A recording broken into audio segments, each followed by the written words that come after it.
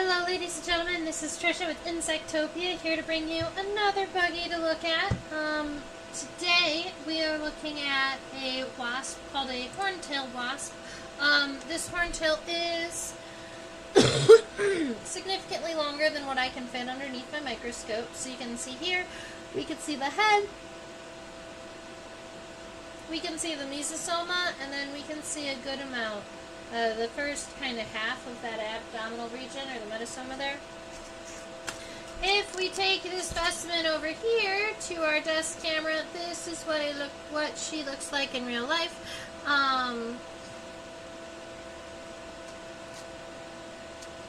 Still don't have a ruler at this desk. That's okay. Alright, so this is what we call the black and red horntail wasp. It was collected in Michigan, but many, many years back. This specimen was collected in 2011. So some of the colors are going to have faded a little bit. Normally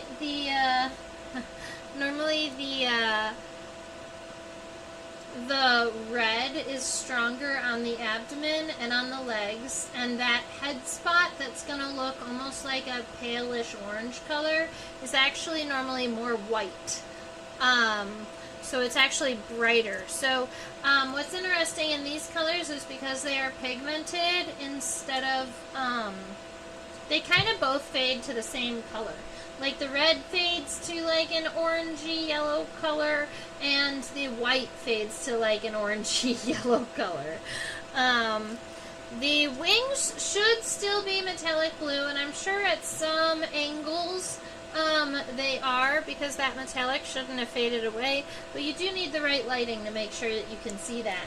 Welcome, Susan! Happy to have you here today. How are you doing?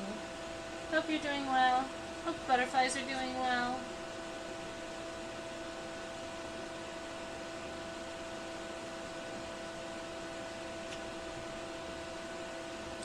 Okay, so I mentioned that this is the black and red horntail wasp.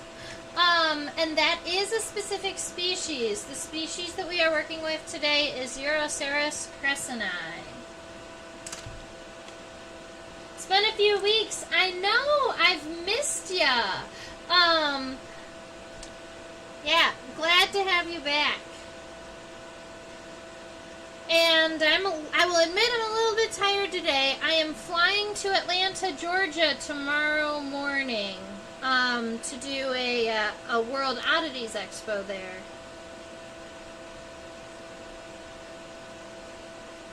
And I haven't packed yet. So, we might not be too long. But I do want to get this wasp sketched, because it is a pretty one. So, Urocerus cressoni.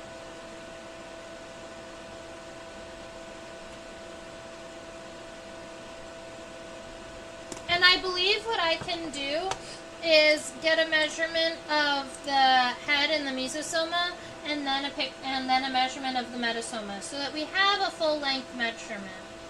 We're just going to have to add two numbers together. I think we can manage that. Alright, so from the front of the head to the end of the mesosoma, which is right about there.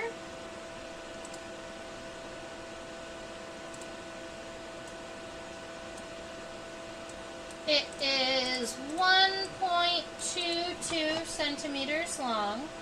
And then if I scooch the specimen over,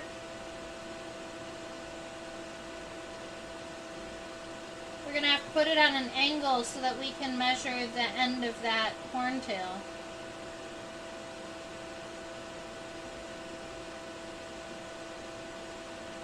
Okay. And then a measurement from the end of the mesosoma to the end of that spine. That is 1.84 centimeters. So if we do a little bit of math, 1.22 plus 1.84, you get 2.06 centimeters is the full length of this specimen. Let me, I'm going to translate that into inches for myself.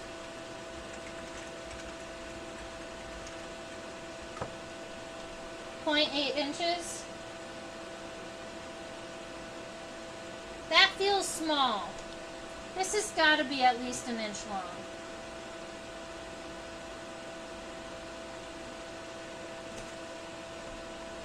Oh, that's because this is 1.22 plus 1.84 is 3.06. I forgot to round my number up.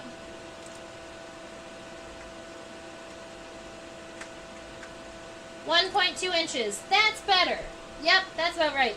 So our full length from the front of the head to the back of that horntail is 3.06 centimeters long.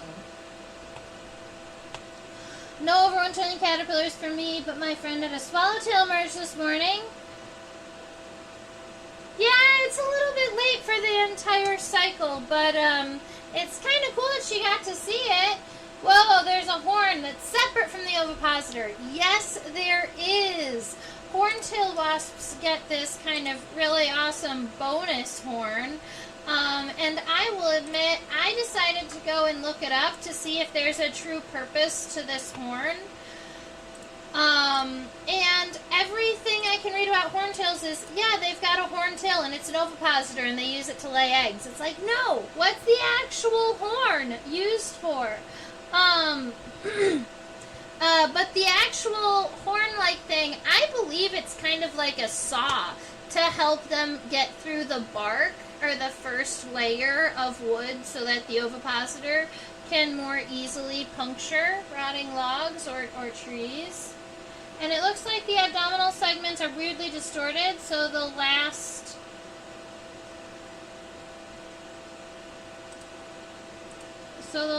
few are under the abdomen.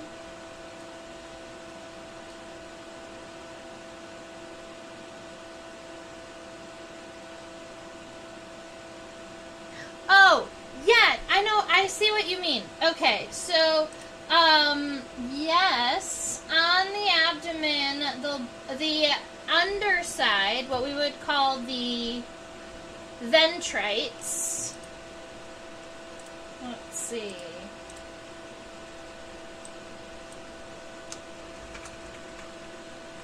The ventrites, or those abdominal segments on the bottom, are really, really squished together and they come backwards kind of on an angle.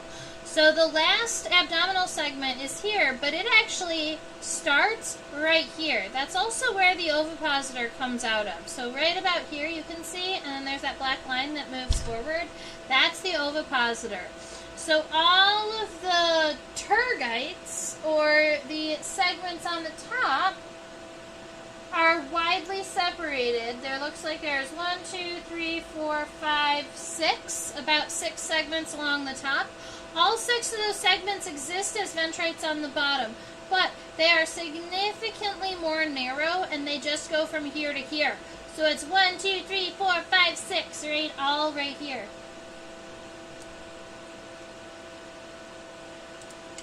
So in this case, she's not folded up her abdomen. This is kind of how her abdomen always exists. If we look at the underside of her, we can see that a little bit better.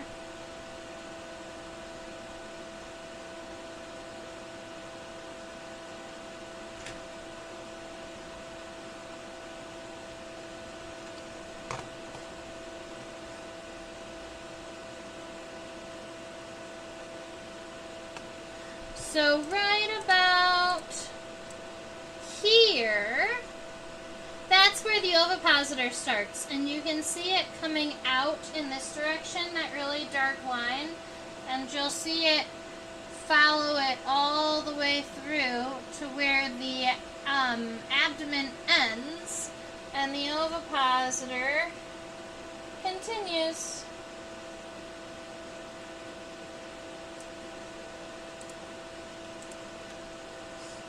Alright.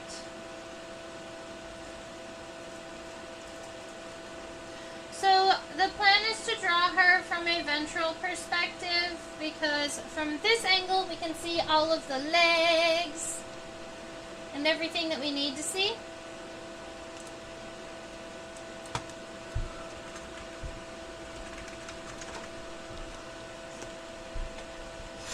I'm going to rotate my paper sideways because she's significantly longer than she is tall. Alright, so here we go. Oh, it looks like my image is a little bit off.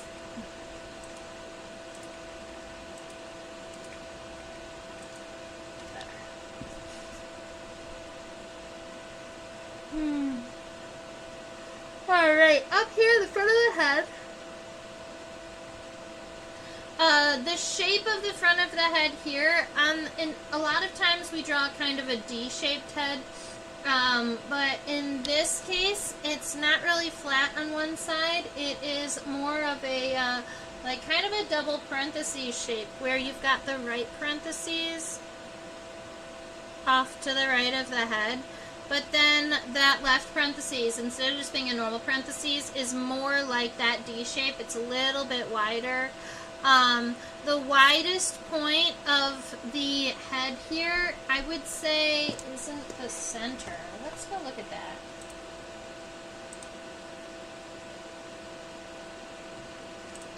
I guess it is.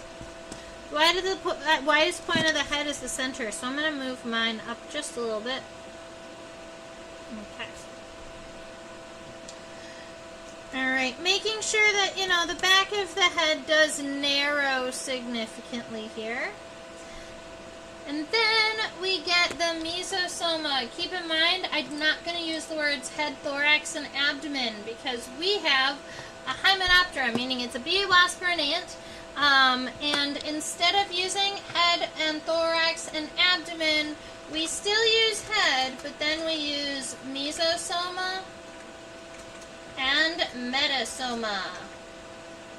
Meso is middle, meta is end, and then soma means body.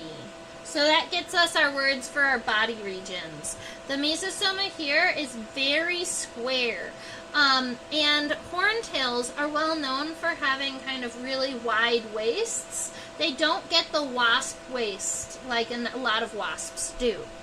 Alright, the mesosoma is going to go about half times the head above it. So it's a pretty tall mesosoma here. And funny enough, it is honestly pretty squared off. So I'm not going to make this too round. I just need to make sure that from the head, it does angle backward. Just a little bit. And then we've got the top of the mesosoma. A lot of times, instead of kind of finishing this up, I'm going to look for where the wing connects to the mesosoma here. So that's going to be right around here. I can make kind of this C shape, and that's going to help guide the wings as to where they want to go. So the wing, the top of this wing is going to angle up towards the top of the body, and then that is going to help us with this. The top of the mesosoma wraps around and meets down, kind of comes down like that. So now we've got some wing happening, we have the mesosoma happening. Let's go ahead down here and add the rest of the bottom of this body region. So we have a little bit of a neck, so I'm going to give it just a little bit of a neck region here. And then, instead of drawing the coxa or the hip bones on these legs, I'm just going to make sure it arches out, down just a little bit. The mesosoma does end here. I'll have Terry point it out. The mesosoma ends right here. That's where the last leg is connected, and that's where the abdomen is going to start after that. So it comes out further than the wings, and then it's going to come up.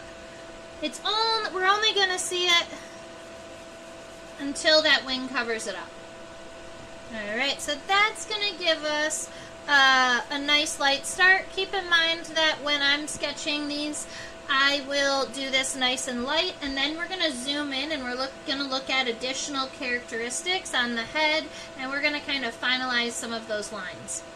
A lot of times up here in the wing region, if I have the front wing that's coming up in an angle like this, I will go ahead and kind of draw a horizontal line that comes down, kind of like that, to give the other side of the wings. We just need to make sure that the top, that it's not too high, because the top of the mesosoma still needs to be tall. So it's going to be more like that. Alright, let's get a nice sketch happening of the metasoma.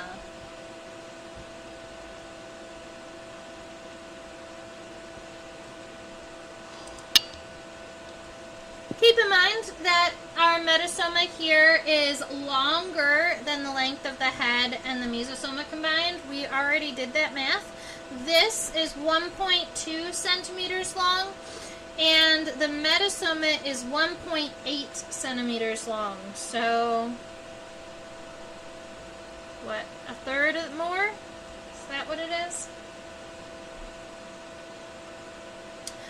Alright, the metasoma is going to connect a little bit higher. You're going to have a little bit of a ledge here on the bottom, but it's going to connect really widely up on top. So you're not actually going to see the top of where the abdomen is. Now, the connection is higher, but it still comes down pretty drastically. It's lower than the rest of our body, at least, by a little bit. It's going to come down, and then straight across. We're going to actually angle it slightly upward, not a whole lot. Okay. We have to choose where the top of the abdomen is going to come down, and that looks like it's going to be about at the 2/3 point of the wing, so right around here. Yeah. Right around here.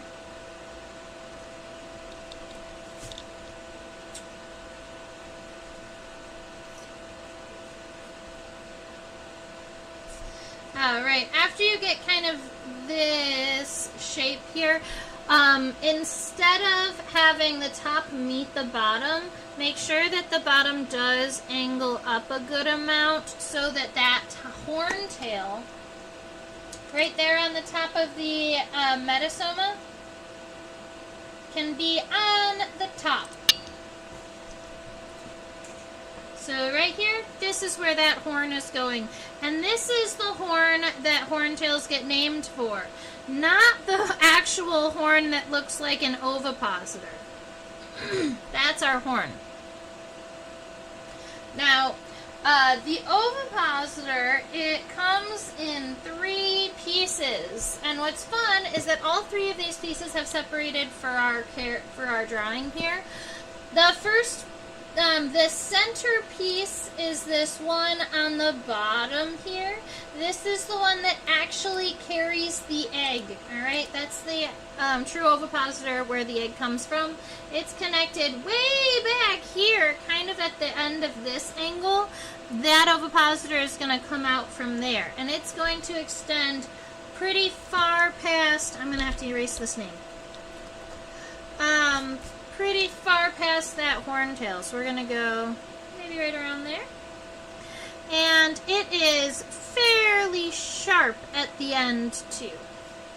Now, there is that little bit, it looks kind of wider up there on top, and that's because there are 2 pieces. This is the sheath that kind of guards the ovipositor, and when this wasp was alive, the ovipositor on the bottom followed the slit along the bottom of the abdomen and stayed inside of that sheath there.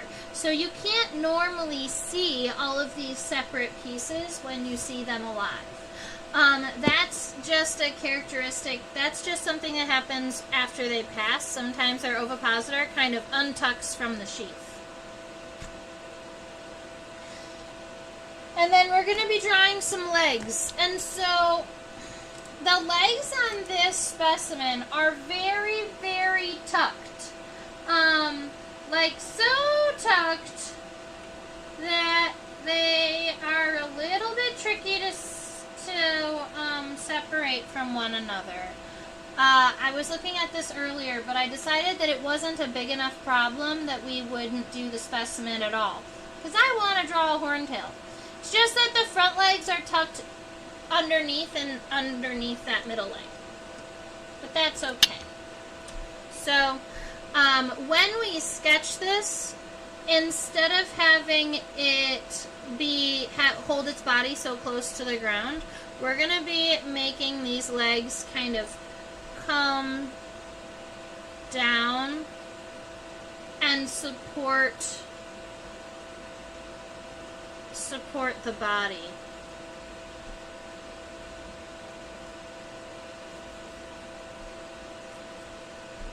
So that is kind of going to be my estimate for where the legs are going to be. But there's a pretty good chance that some of these lines are going to change. We do want that front leg to meet going forward. I'm hoping that we can draw all of the mouth parts and everything that we need on the head.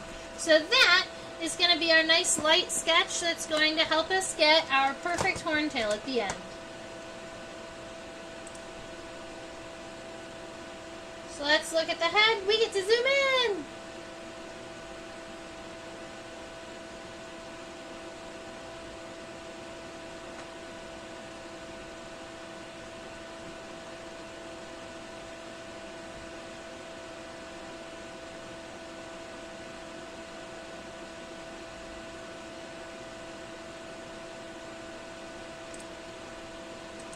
He's so cute.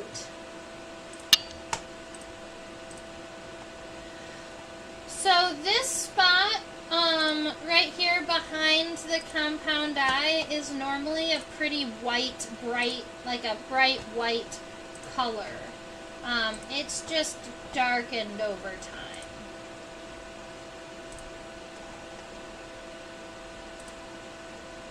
Okay. Alright.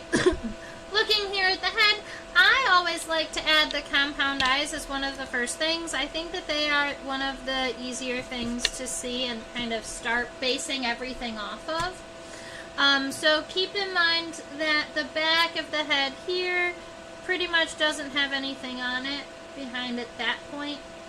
And then you want that compound eye. It looks like it's pretty much in the middle of the head, kind of at the widest point. Where the head is not all the way D-shaped, the compound eye kind of is. So we're going to have a nice flat line along the right side, and then on the left, a nice round compound eye here.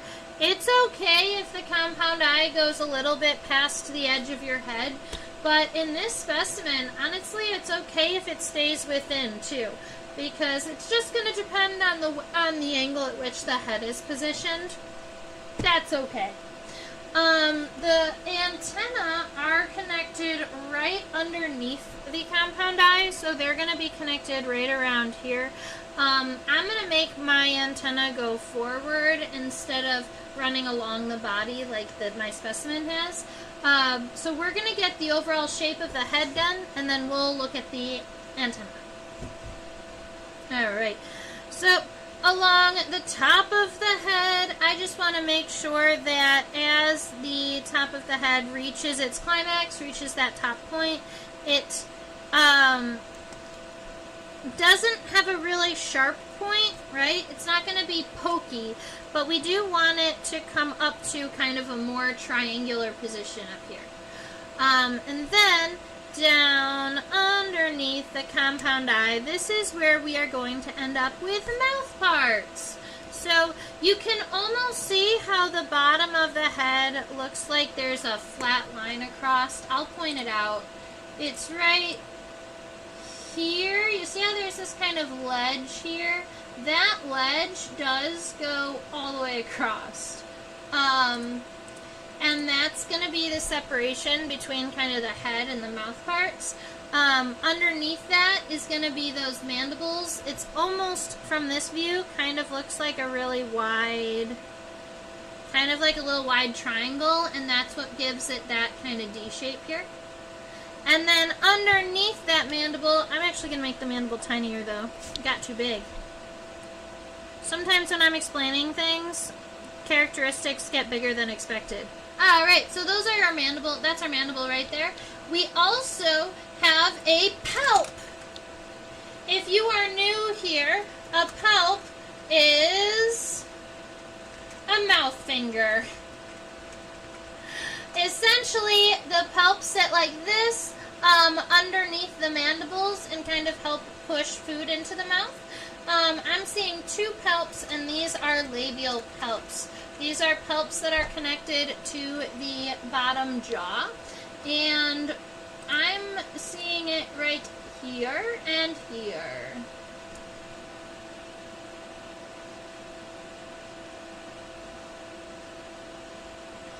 It appears to be a one-segmented palp.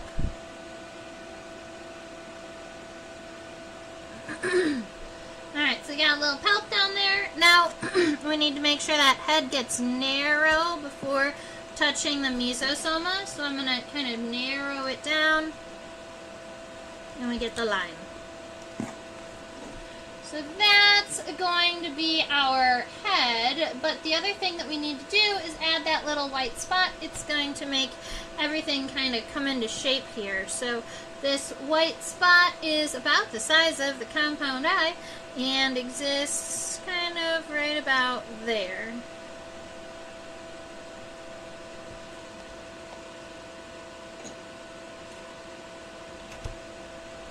Now, I'm going to go ahead and darken around the spot a little bit just to show that that spot is not the dark spot. It is, the spot is light. Alright.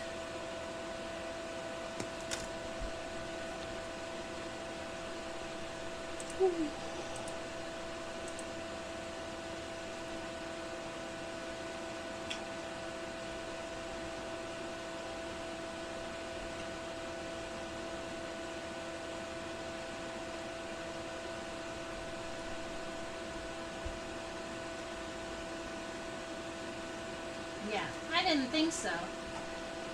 That antenna is partially broken on the other side.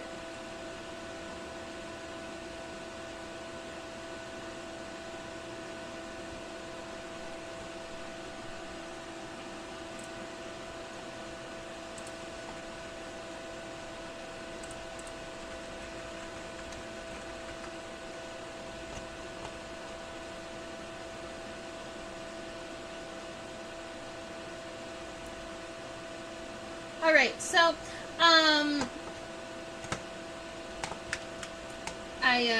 I got distracted. Let's see. I was thinking about those antennae and how they're nice and long and thin. Cute little filiform antenna. Alright, so Susan asked, alright, the usual question, what do they eat? I know a lot of wasps eat nectar, but what would they need palps for?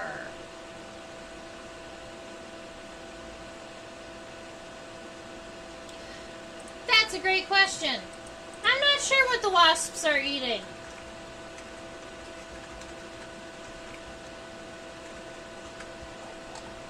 I would assume that the adult wasps would just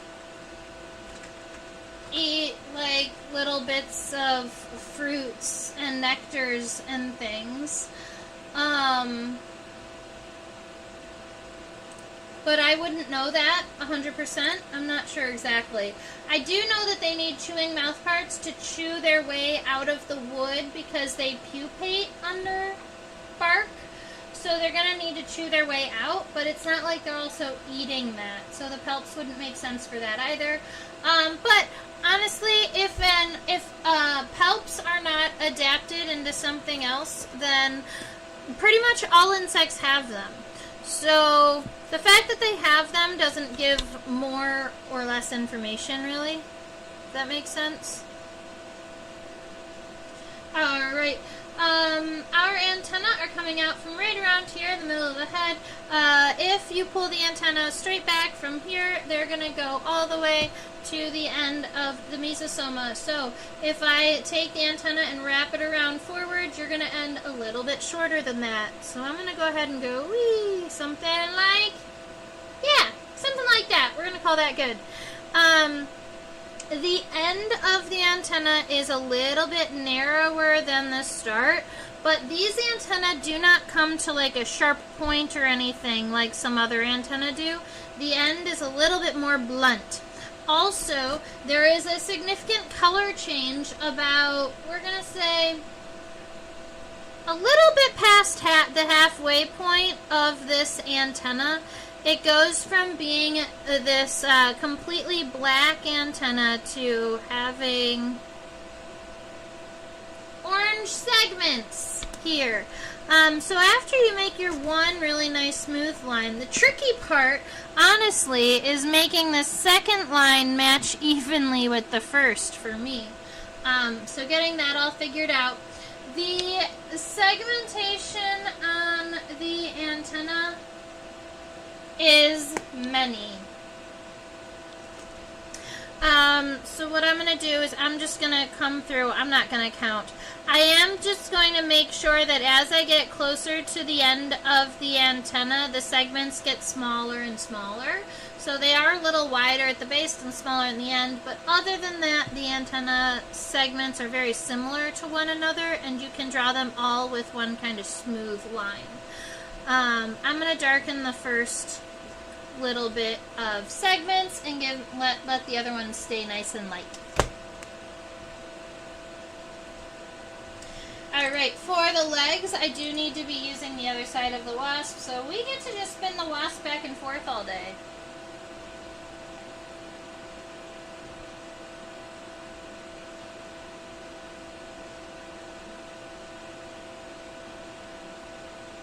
Alright, so we are going to start by drawing the femur and the tibia, and then to see the tarsal segments, we're going to have to flip this wasp over. But I think that if I take it just like this and I increase the exposure timing, we can overexpose this image and see more of that leg. Less exposure. Yeah. Okay.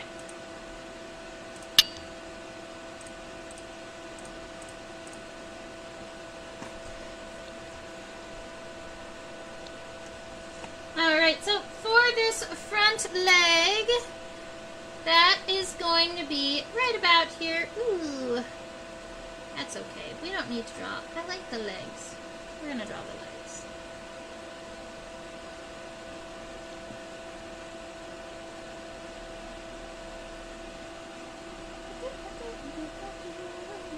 Alright, so before we get to drawing that front leg, I do need to draw a little bit of the mesosoma. So from here up to the top, instead of it being one smooth line, there is a difference in segmentation. So we've got the first quarter that comes up kind of like this. There's a little bit of a shelf, and it comes backward on an angle, kind of like that. This is going to be the first segment of our thorax.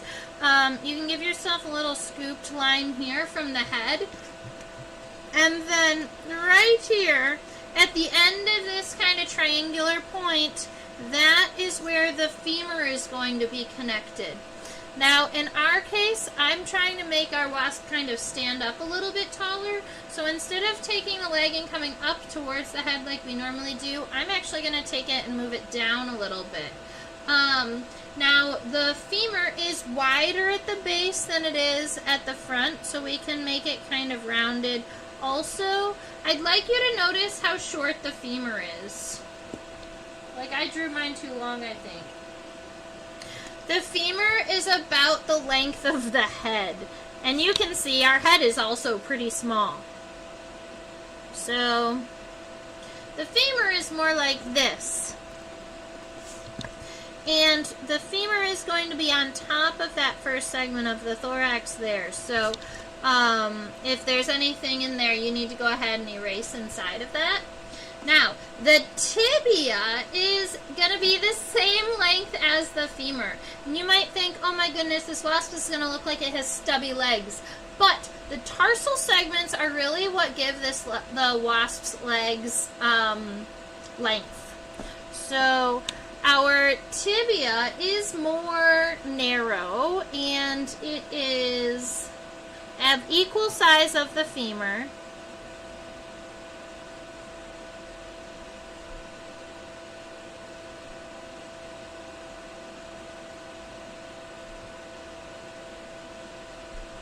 Alright, I think I made it just a little bit too long. I'm going to shorten it up a little bit. Yeah, better. Alright, so we've got the tibia, we have the femur, and then if I take this specimen and flip her upside down,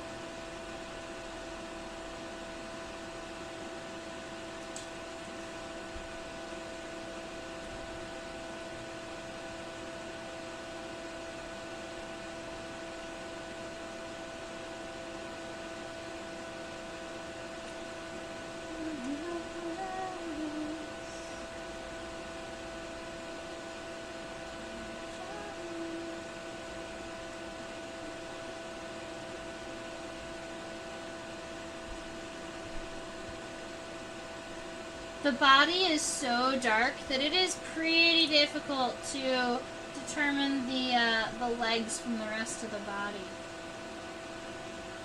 But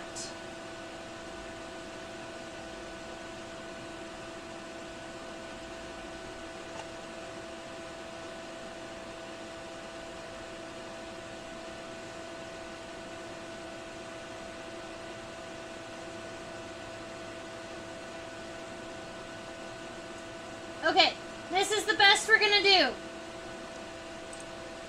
Alright, this is the underside of the mesosoma. We are looking at the front legs. We needed a place where we could see the tarsal segments. This right here is where the tibia ends. The first tarsal segment is longer than the tibia.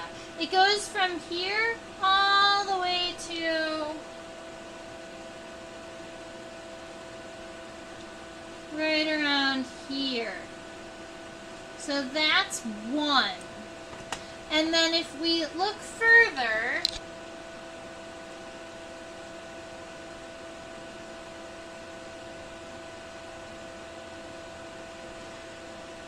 I'm going to say it looks like there are 5 tarsal segments, but I am actually just going to go and double check and make sure that cericids have 5 tarsal segments.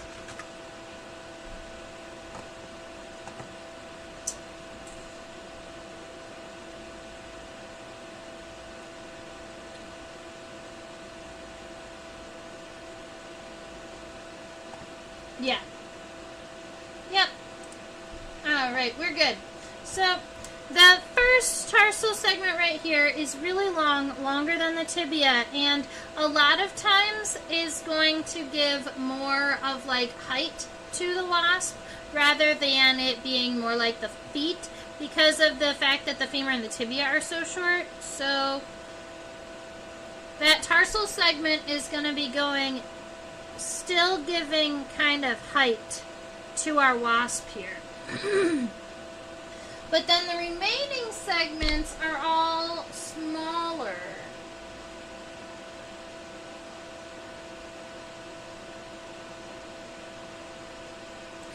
So the next one is also rectangular, but it's only about half of the size, so that's 2. 3 and 4 are very small. I'm having a hard time telling if they're more triangular segmented or more like more heart-shaped, but I'm going to put the little triangular segments here. And then we've got a raindrop segment that's actually pretty long, the narrow on the base, round on the end, with those cute little tarsal claws way up there. So that is going to be our front leg.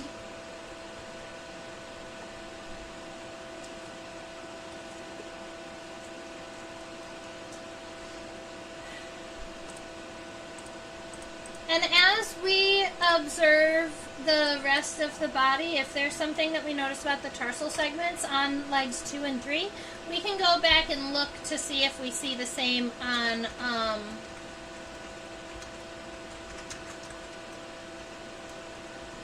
the front leg.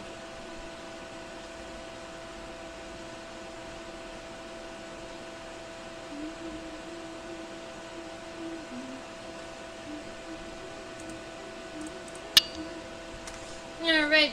For the rest of this here, we have one plate that's kind of coming up and giving you that humpback appearance. So I'm going to make sure that this isn't so square. I do kind of want to make it a little bit more round up there at the top. And then right there, kind of at that top corner, you're going to have... Is that the tegula? It is the tegula! Okay. So right here at the angle, you're going to come down towards the wing. And at the wing, at the base of the wing, right about here, you have something called a tegula. This is a shoulder pad, essentially, for the wings. It's going to help protect all of the muscles at the base of the wings and things. When I'm drawing a tegula, especially one like this, I'm essentially just going to draw a moon shape like this that's going to go at the base of the wing, and then draw the wing out from it.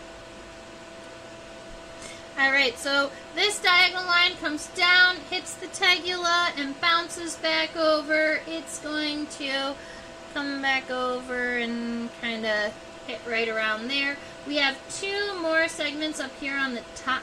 So we've got one that kind of comes over, but it actually also falls flat. So right here at the tegula, you're going to have one come down. Then the rest of this up here on the top that looks almost like this kind of little rounded triangular portion in between the wings, this is the scutellum. Right? That's the scutellum.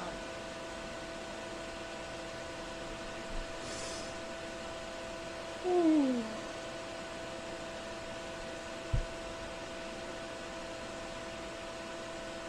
Alright. There is a whole big sclerite right there in the mesosoma. I'm just trying to see where the middle and the hind legs kind of get connected, seeing how everything works out in the lines. Love it. Alright, so we're going to have another separation, and that is going to come at a diagonal line also. We're going to say it's going to come out right around there.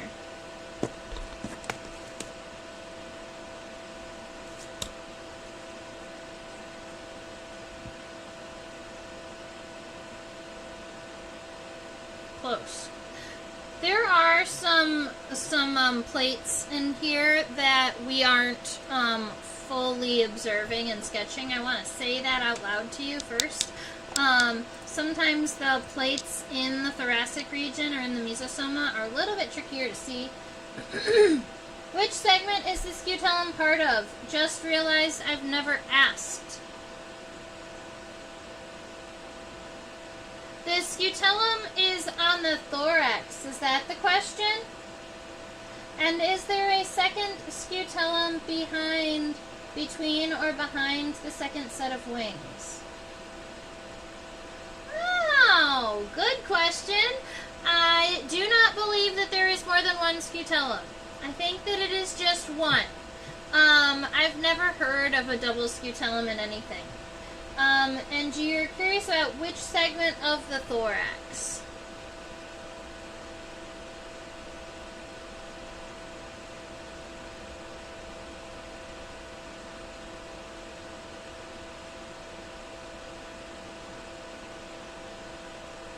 So that might be a trickier one because the scutellum might be on different segments of the thorax depending on what insect you're looking at. for instance, in wasps, bees, and flies, I would say that it's connected, the scutellum is connected to the metanotum, or the third segment of the thorax. Because if we were looking here, this is kind of like this is our first segment. This is kind of like meso, our second segment. And this right here is kind of like meta, the third segment. But then you've got the scutellum, right? But then if you think about a scutellum, let's say on a true bug, the scutellum seems to be connected to the mesonotum right there in the middle.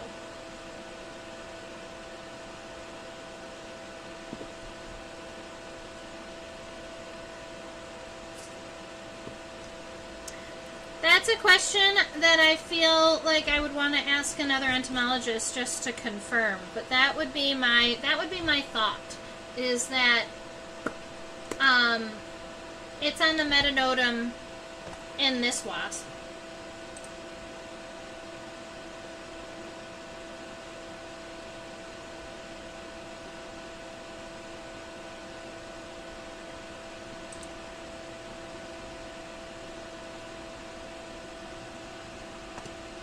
Cool. Alright, this is our middle leg.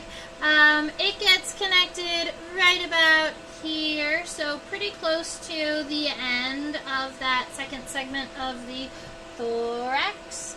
To make the middle leg kind of match with the front leg here, we're going to take the femur and come out and backwards. Make sure that that femur, just like on the front leg, it stays pretty short. So we've got that femur coming out. The tibia is going to come kind of straight down.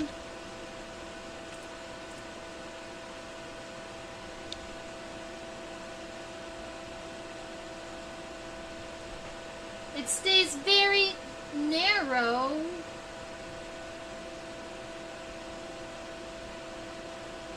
Yeah.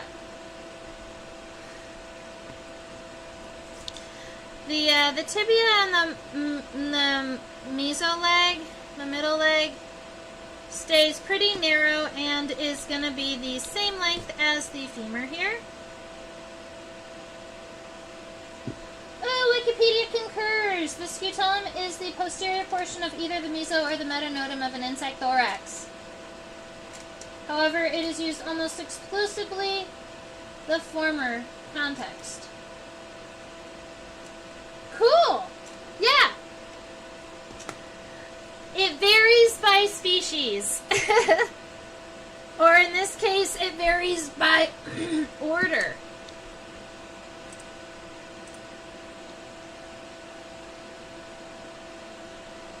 Oh, we can actually see the entire tarsal, all of the tarsi here. So this is 1, 2, 3, 4, 5.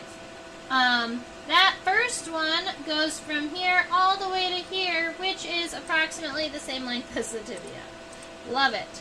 So that will also give you, that'll also give you an idea as to how we're doing this. That first tarsal segment stays nice and long, but it is going backward, nice and thin. Alright. We're trying not to make this wasp look too leggy, but it does have decently length legs. So that's the first one. The second segment is going to be about half that, and these rest of these segments kind of flare towards the bottom. You'll notice that the flare on the microscope looks like it's going upwards, but that's because the leg is upside down.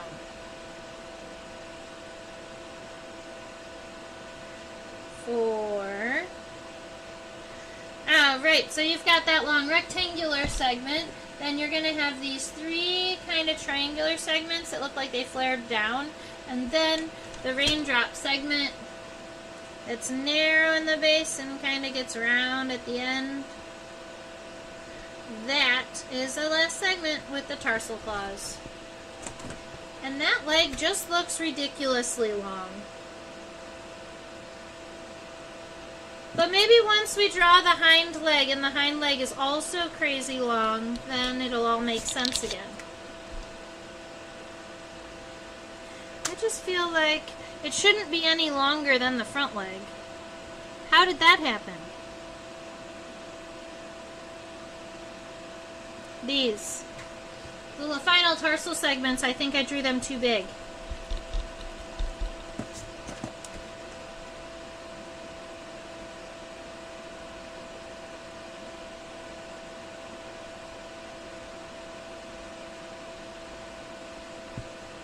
That's better.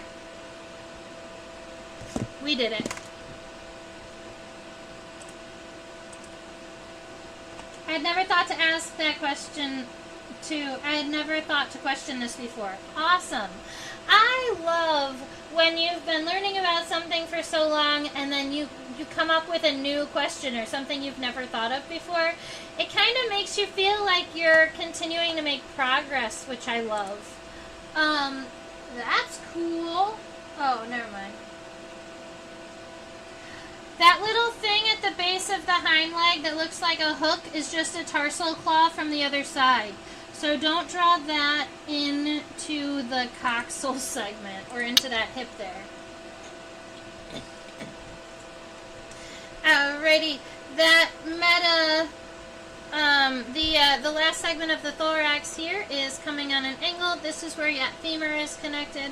A lot of times we do the femur that comes up and then it comes down and over, but we are trying something new today by getting all of the legs kind of making it look like it's kind of pushing up or standing a little bit. So, try something new, right? Here we go. So, we're going to make it go more,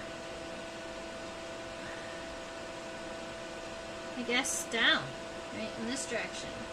Yeah. Make sure that that the femur does still stay nice and short because, as it turns out, this wasp does not have long femurs, although the tibia on this wasp is incredibly long, and the tarsal segment's long. So, in reality, instead of making the leg kind of angle down, I do want to make the hind leg angle up just a little bit, because or maybe just out straight, because this the tibial segment here is going to be very long. So from here, we've got that femur coming up.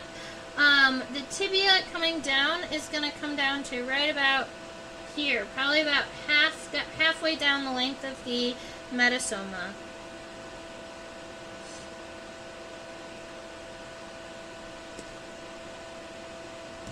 And that does not even include the tarsal segments. That's just the femur and the tibia.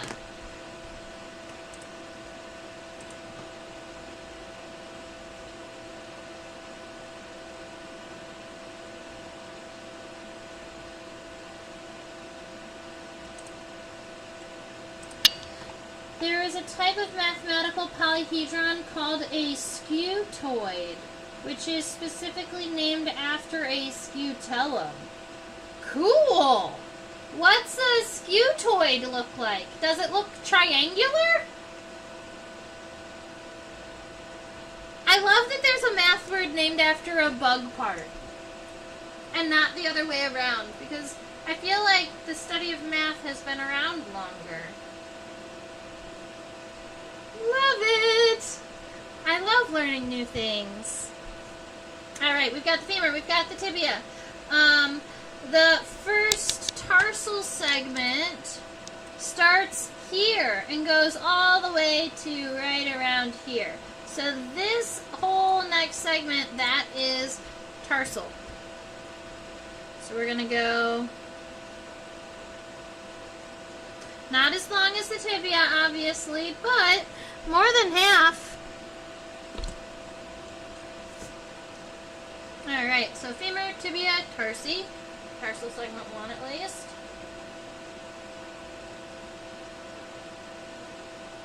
2 is more like a rectangle, but it kind of flares at the end, and it is significantly shorter than everybody else. So that's going to be 2.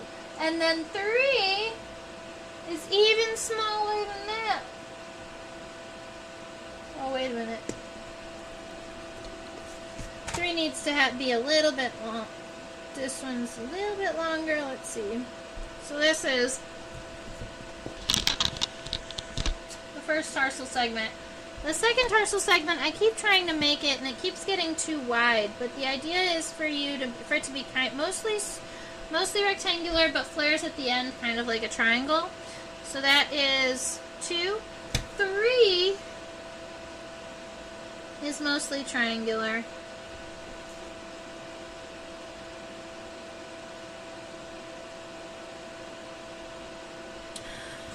4 extends distally on the bottom. So if you look at it this way, this next segment here is going to kind of come down, and it's going to be kind of like a lobe moving down, where the next segment, I'm going to zoom this in for you so that you can see it. I'm going to take this portion here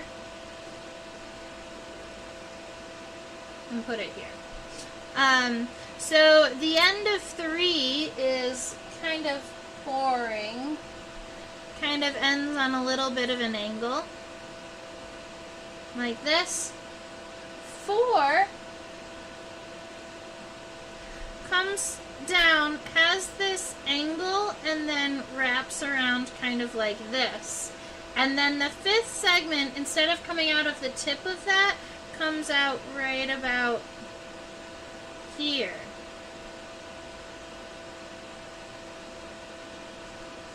Kind of like that for these claws.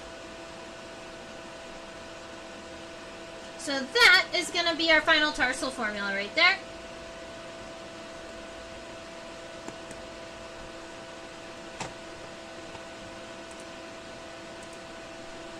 Alrighty, so we've got the head, we've got most of the mesosoma, the thoracic region all taken care of. We still need to draw a little bit of the abdomen. Happy with that. I'm actually pretty happy with how our sketch is turning out so far. We just lost 2 viewers. Darn. That's okay. Alright.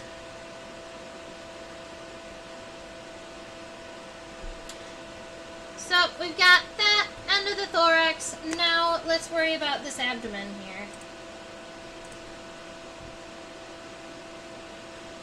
And it's not the abdomen, it's the metasoma. Aw, man. Trying to keep it right.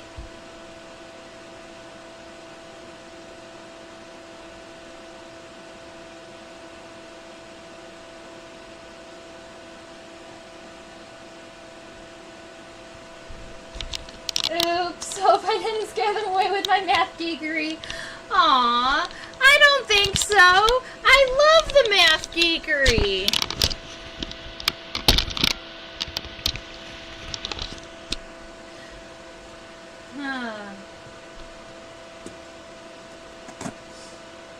Alright, so the metasoma kind of comes up a little bit and then comes down, and then you've got where the ovipositor emerges from the bottom of the metasoma. And we also are going to have lateral line, where the top segments meet the bottom segments, except that, you know, normally on wasps our lateral line just goes straight across like that, and then we make it all work. In this wasp, it is very different. The lateral line on this one kind of comes down on an angle and then stops right there, right where the ovipositor starts to come out. All right, so that is what we would consider the lateral line of this wasp. And then all of the top segments have to kind of radiate off of this line here. And there are, I believe I counted 6. 1, 2, 3, 4, 5, 6. Yes. There are 6 abdominal segments here. So we're going to do this really lightly at first. The first one comes down straight through, so that one's easy enough. 1. 2 is going to be a little bit slighter on an angle, so this one's going to be 2. And then we're going to just strongly angle out from here. So 2, 3, 4, and then 5, 6. 1, 2, 3, 4, 5, 6. So then we have all 6 of these abdominal segments taken care of here. We might have to modify at least one of them. So if I scoot backwards over here, I'd like you to see that this one is going to be a little bit wider. So I'm going to take this one and kind of scoot the line down a little bit, and maybe even bring this one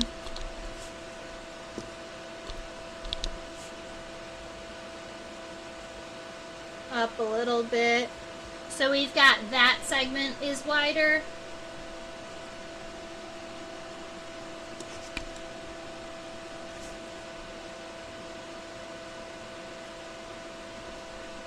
Cool. So now you can see the distortion of that abdomen and how that affects the sclerites, or how that affects the exoskeleton plates. All right. Now, all we have to do is take the lines down, round it out at the lateral line, and follow it back through, just like we would do with any other wasp. So, take this line, come down. Once you get to that corner, round it out, and meet at the line. And we're going to keep doing that. Follow this down, round it out, meet at the line. You can also make sure to erase any of those little sketchy lines that you don't need.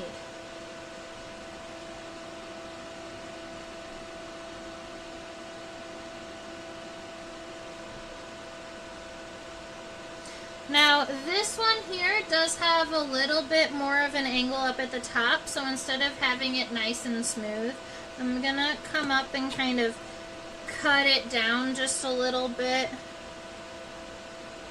and then let it swoop over.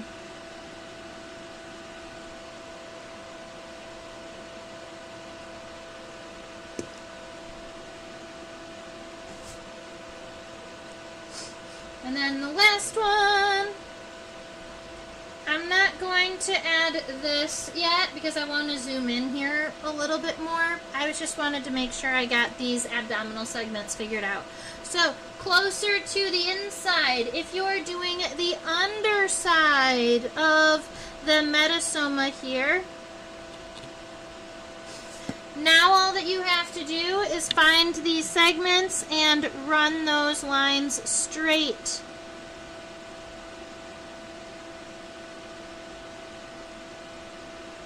On the bottom.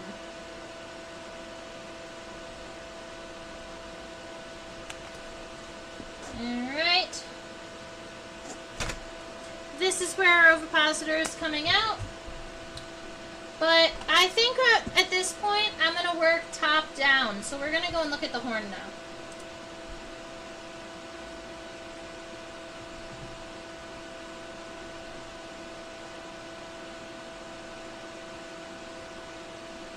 Oh, I've got to fix the exposure.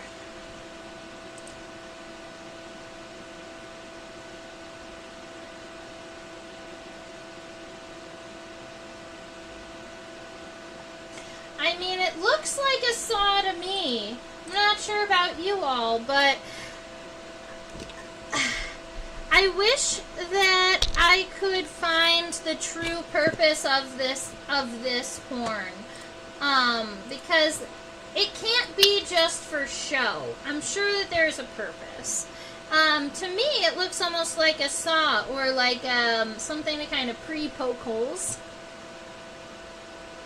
Let's see. The top is nice and straight. It goes nice and sharp at the end.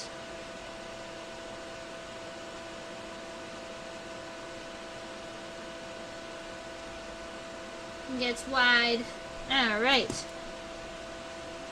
I thought that there was gonna be kind of like more hair or something more intricate on the horntail, but admittedly, there is not. that's what I came over here looking for, is something like maybe a little bit more Horntail-esque. Although I made mine a little bit too short first, so I'm making it a little bit longer.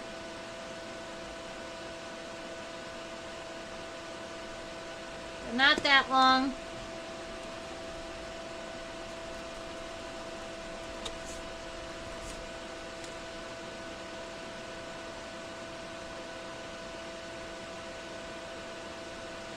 That's better. Alright, so now we've got that cute little horn here. If we scooch on back, that is where the sheath of the ovipositor is connected to. So we're going to take the bottom of that horn, kind of bring it down almost to, it's not a true right angle, but it is a pretty strong crease here. And we're going to follow this line straight all the way back to the bottom side of the body. So there we go with that bottom piece. Now, that's actually it. Right, there is going to be this sheath here, and I've got it a little bit sketched out, but I want to zoom out a little bit, see it a little better. Oh wait, I called it a parastoid earlier, but that's not right, is it?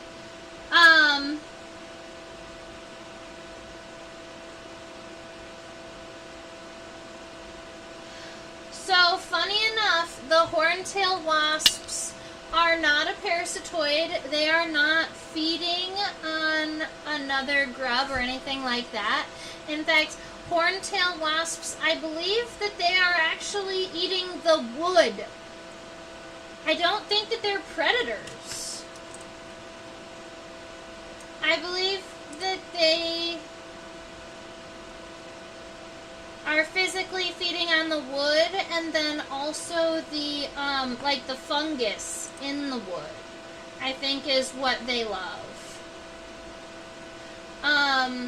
There is a really cool sericid interaction between the Cyrex wood wasp. I believe the Cyrex wood wasp is a sericid. Let me look it up. Yes. Alright, so the Cyrex wood wasp is interesting, and it does have a mutualistic relationship, but it has a mutualistic relationship with a nematode. The Cyrex wood wasp actually carries a nematode, and when it is laying its eggs into the wood of its host plant, it also inserts the nematodes. And I believe that the nematodes carry a tree disease or a fungus that helps kill the tree so that the wood wasp can eat it. So that's why they have to do all the work of sawing through the wood themselves. Yeah, exactly. Alright, so that sheath comes all the way back. It's about 2.5 times the length of the horntail here, if you'd like to measure it. This is 2 pieces, but from a lateral perspective, you're only going to see the one. You can double up a second line very thin on the other side if you would like.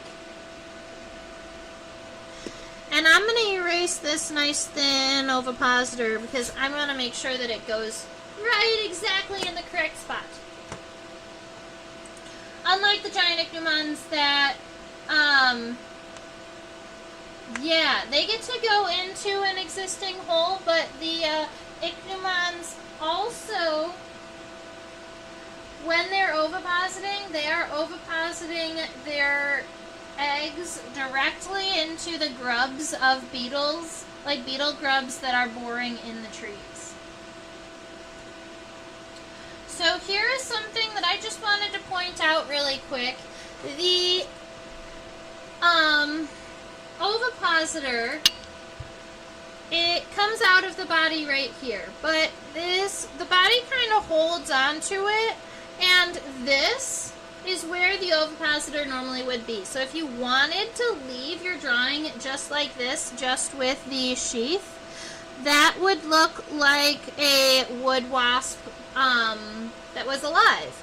But sometimes that ovipositor does separate. It's going to come out here. We're going to say it kind of right around there.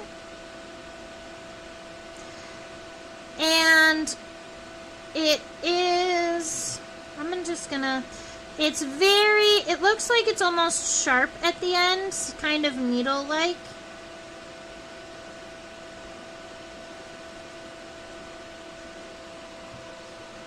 So then you've got that doubled up. This part right here is the ovipositor, that part's the sheath, and that's the horn that they get their name from.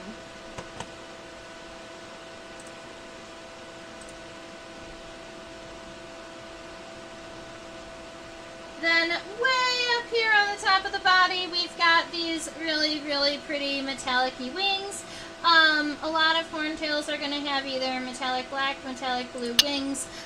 This one was very metallic blue, kind of purpley, but it's not as metallic as it used to be, even though it should be a structural color, so it shouldn't fade.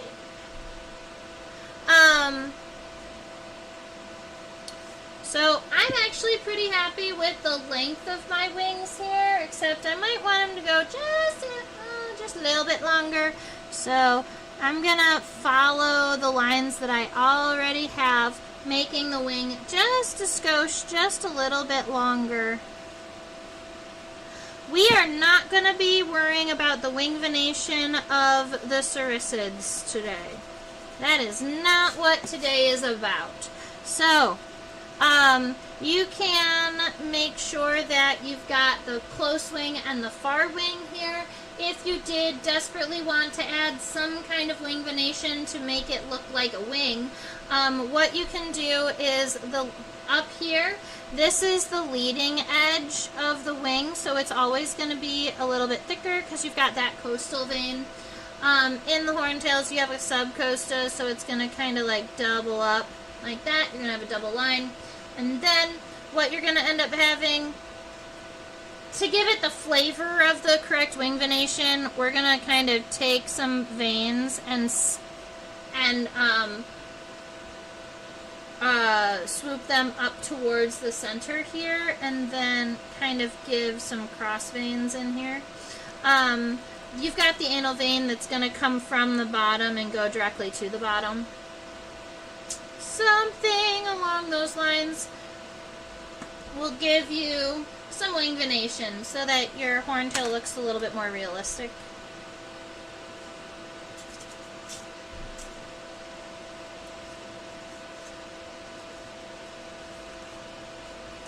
And that is our horntail today.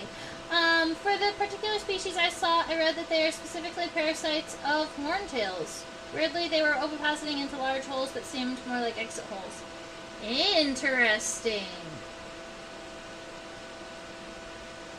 I wonder if they were using the emergence holes because it was kind of like the easiest point to get through, and then they were drilling past or around.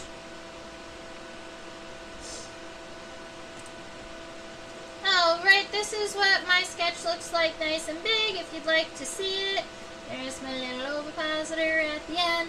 I do really like the way that the abdomen rolls over on this one.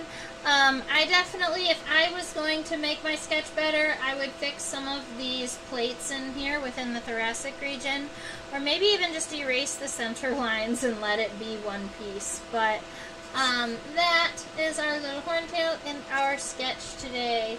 I will admit that I'm getting pretty tired, so